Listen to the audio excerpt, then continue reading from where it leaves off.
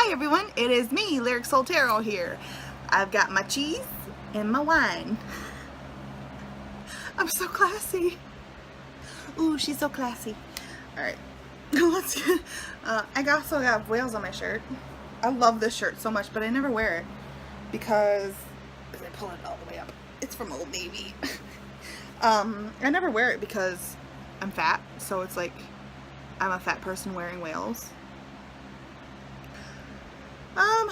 I'm gonna be eating some cheese while we do this because I'm hungry and I need to eat. But I also, I'm making these hashtag videos all on the same day because I don't know when I'm gonna have time to make them besides today, and I have the entire apartment to myself today, which is rare. So they're all getting done on the same day and I have to eat, so that's what's going on right now. So I am going to do the hashtag 10 Spirit Tarot tag. So some of these questions I might have already answered in previous tags. So question number 1, what is your most spiritual tarot deck that you own? I don't know. That's a really hard question. None of them really stand out to me as, like, well, I guess I would have to say Tarot of the Magical Forest. And you're like, why? And I will tell you, because it hits me where I need to be hit. It gives me such amazing readings. I think a lot of people dismiss this deck because it has cute, fun artwork, and they're like, oh yeah, it's cute and it's fun. How deep could it be? When in reality, this deck, you guys, it gives me amazing readings every single time that I've read with it. So I would say Tarot of the Magical Forest, and a close second would be tied. The Ophidia Rosa, which I believe is spiritual because of the connection to the earth that I get from this. It's a very earthy deck. It's a very grounded deck for me. So I feel very connected to nature spiritually when this deck is concerned. And then also would be my Luminous Spirit Tarot. And this deck is very spiritual for me. It also gives me really amazing readings, and yeah. So those last two were tied for second place, but okay. Number 2, do you use tarot as a magical tool? Example would be spellcrafting, pathworking, manifestation. If so, how? I don't. And I don't think there was a time that I ever did. It's always been its own thing for me. Number 3, how did you learn tarot? So I touched on this in a previous hashtag video. I actually learned tarot on my own. I'm gonna scooch you in closer here. There we go. I learned tarot on my own. I got a tarot, my first tarot deck I bought for myself. It was Legend of the Arthurian Tarot, and I just dove right in. So. Number 4, what is your least favorite tarot card? Why? If you could, how would you change it? I don't have a least favorite card, I don't think. Maybe like the Kings. I don't really like any of them, but I don't not like them. I think all the cards have something to offer in a reading. So whenever I lay out a thing and I'm a thing. Whenever I lay out a spread and do a reading, if I see a particular card, I don't go, oh man, I got that card. There's something that to be gained from every single card. So I don't dislike any cards, but I'm not too fond of the king cards, only because they're so hard for me to relate to. They're so distant for me to relate to, so I would just say that. But even then, they have something to offer. So, number 5, do you prefer reading for yourself or going to someone for extensive readings? Both. I do read a lot for myself. However, it's nice to have confirmation from someone else. I have a friend who lives about 45 minutes away from me, and she does amazing readings. She's a Reiki master. She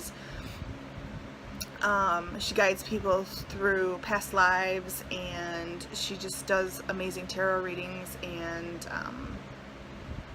she's just amazing. But I haven't gone to her in a while, just because of my schedule. And so these days I read for myself. I did get a 1-card pull from a medium who I follow on Facebook. She doesn't even know me, and I did touch on that reading in one of my other videos. I'll link it up here.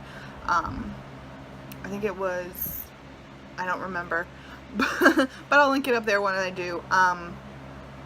And she really hit home, and she doesn't even know me, so she kind of like validated the readings that I was giving myself. So, but I like both. Number 6, if you were to have a conversation with any of the archetypes of the tarot, which one would it be? What type of personality would they have? This is a good question. I don't know. I would have to say, finally made a decision, either the Fool or the Empress. Probably the Fool, because I feel in a previous video I picked this card as where I want to be. So I would want to have a conversation with the Fool. Why do they set out on their journey? What do they hope to gain from their journey? Why they want a new beginning? How they decided to get a new beginning? Make sure they're not running from something. Are you running from something? Is that why you want the new beginning? Stuff like that. I feel like they would have a very outgoing personality. I feel like they would have a not flippant personality, but like, you know, let's just go with the flow kind of attitude. So I would say the Fool, and then the Empress, just because she's real cute and she's real regal, and I feel like she would be kind but also very knowledgeable and helpful. Number 7, have you ever thought of creating your own tarot deck? I did touch on this in the last hashtag video I did, and I've thought about it a lot, and I've thought about it for a while. When in 2004 I actually sketched some cards, but obviously that didn't go anywhere. And then I do have a secret Pinterest board filled with images that I would love to see made into a tarot deck. But I don't know if that will go anywhere, but for now I just enjoy collecting the images that really speak to me. So, number 8. What's the one card you fear getting in a reading? Why? I used to fear the Tower card. I don't anymore. I don't fear any cards at the moment. Like I said before, I think like I said with the least favorite tarot card question. I feel like there's something to be gained from every single card. There's something to learn from every single card. So why would you be afraid of that? It's just, I know a lot of people are afraid of the Death card.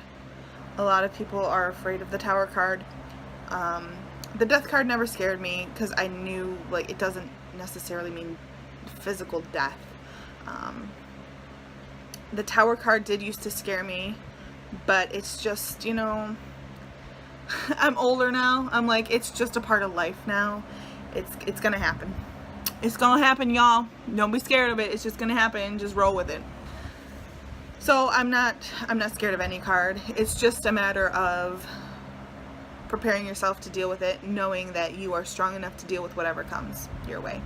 So, number 9, what system do you use or prefer? Rider-Waite? I don't like that. Rider-Waite-Smith, Thoth, or Marseille?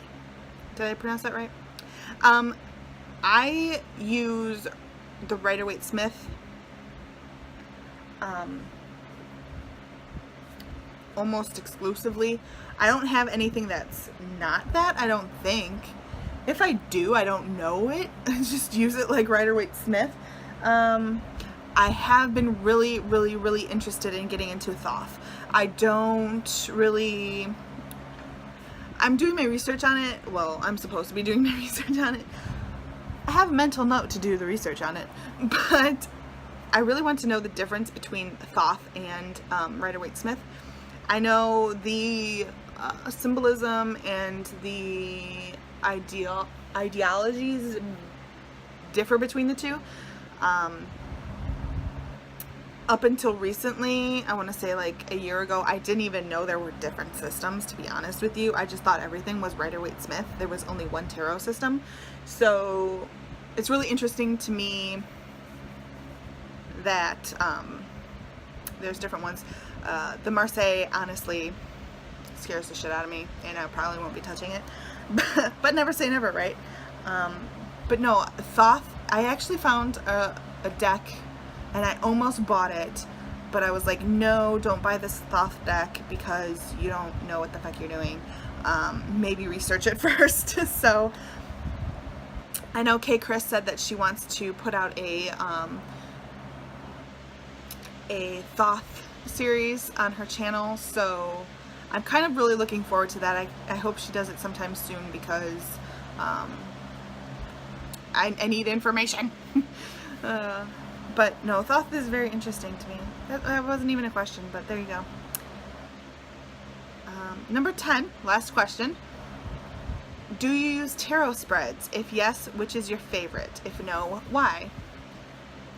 I do use tarot spreads. I love tarot spreads. I love trying new spreads. I love experimenting with new spreads. It keeps things fresh for me. I have a tarot spread book, which you can see in my haul video, and I also put it in another video. I'm so bad at remembering. I have it packed away now because I'm moving, but otherwise I'd pull it out and show you. It has a bunch of spreads in there, different sections like wealth, family, love. So it's really neat. For the book, it's really neat to try new things, and I tried a bunch of new spreads to bond with my Magical Forest tarot. So, and that's how I know it gives amazing readings, because I did a bunch of spreads with it. So yeah, so that was it. It was nice and quick this time, you guys. Proud of us. I'm proud of me. So yeah, that was really fun. I will link Luna Solare's original video down below, so check it out. And if you want to do this tag, please let me know, because I want to see your answers and everything like that. And that's about it. So I will see you guys later, and namaste.